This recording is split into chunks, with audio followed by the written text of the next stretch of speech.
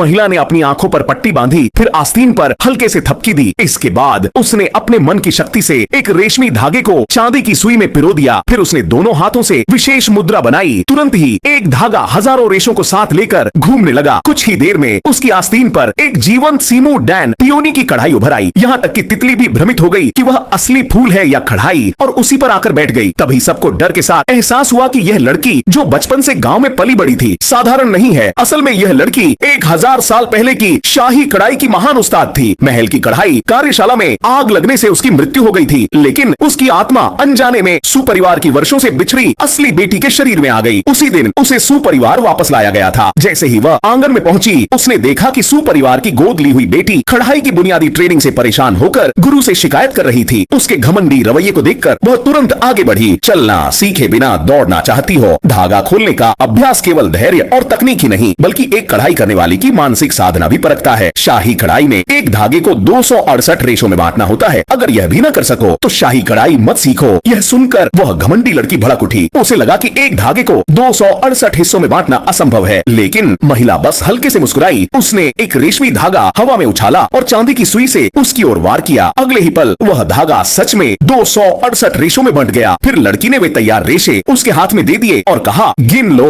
तब पता चल जाएगा कि यह मुमकिन है या नहीं।